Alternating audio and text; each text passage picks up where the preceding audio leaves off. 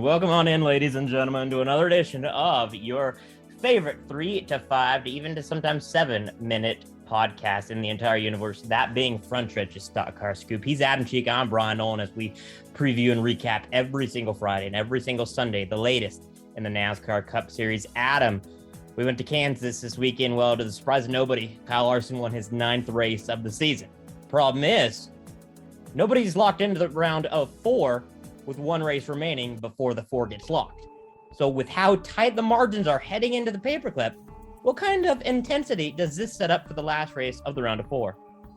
Well, it's going to be chaos, and I don't think there's going to be anything short of that, because we've seen dramatic moments at Martinsville in the past. Denny Hamlin versus Joey Logano having that physical altercation on pit road a couple of years ago, and then Martin Truex Jr. and Joey Logano, the whole "he ain't winning the damn war" thing, and then Logano won the war in 2018. And it's just such a chaotic track. There's so much that can happen. You can punt someone into the wall pretty easily and end their race. You can have stuff happen that's out of your control, which, like, out of Logano's control a few years prior. Him spinning Matt Kenseth at Kansas led to him getting put in the wall by Kenseth at Martinsville and basically ending his title hopes. And you can have stuff that's just mechanical go wrong. The thing that sticks out is the 2011 crash there where Martin Truex Jr.'s brakes failed and he shot into the turn and took out Casey Kane. Pretty violent crash. But it's just such a tight track, a chaotic track, and there's so little margin for error going into the Championship 4 with these standings the way they are, that I think it's going to be an incredibly entertaining race, an incredibly chaotic race, and I think we're going to see the playoff standings switch around. I don't know. I'm going to say approximately 710 times on Sunday. Not 700, not 800, but 710, according to my co-host. That is the expertise and analysis you get on Stock Car Scoop. Adam, we talked about the lack of ability to pass last year on Thursday's show, and, well, Kevin Harvick ran into the same issue again. He closed on Kyle Larson, closing laps, but he could not get by Larson, and then Chase Elliott passed Kurt Busch, and then it was Harvick to finish second. So was this more just Larson dominating, or was it just Harvick unable to get in position to pass? I think it was kind of both, because Kansas, we've seen those problems last year with Harvick and Logano. Harvick unable to get by him, and Harvick kind of ran into that again with just being unable to get by Larson. But I also think it was just how strong that 5 car was, which, you know, we sound like a broken record at week in and week out. 5 car was dominant, but they've been unreal this year. And, you know, we talked about over the week, Larson mathematically has led the equivalent of a quarter of the season, like the entirety of a quarter of the races if the season ended with 36 races and him not leading another lap.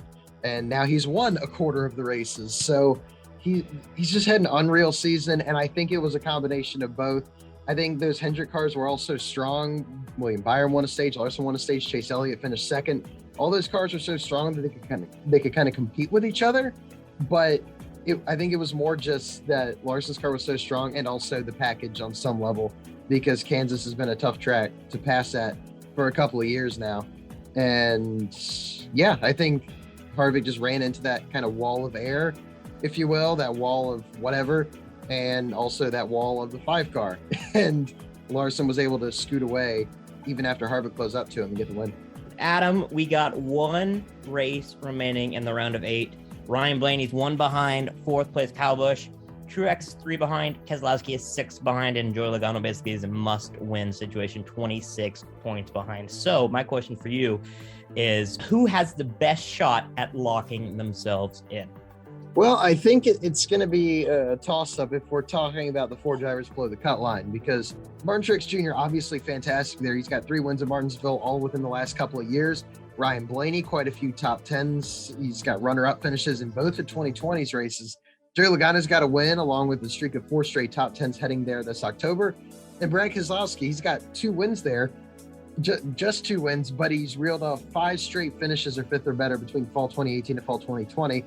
And those were a part of 10 straight top 10s there, all of which, except 1, were 5th or better. I did some stat digging, and a lot of that surprised me. I knew all of these guys were good there, but it's really impressive. And Ryan Blaney, who I've kind of said throughout these playoffs has been my dark horse to keep moving on, which he has, he he's nearly won a couple of races there, so he could certainly get the job done.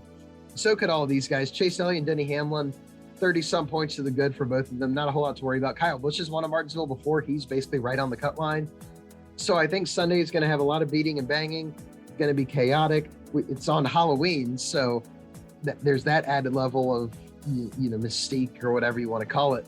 But someone should make like a horror movie after the race of all the chaos that goes down. But no, Sunday's going to be a lot of fun. I think if I had to pick one guy who has the best chance of locking himself in, it's got to be Martin Truex Jr. It's really impossible to pick against him there. So I think it'll be MTJ going to victory lane on Sunday, which I know we're doing our picks on Thursday, but I'll go ahead and make it now.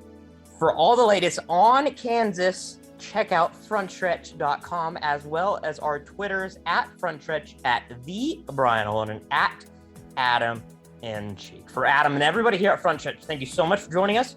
We'll talk with you guys on Thursday to preview a potentially spooky edition of racing at Martinsville.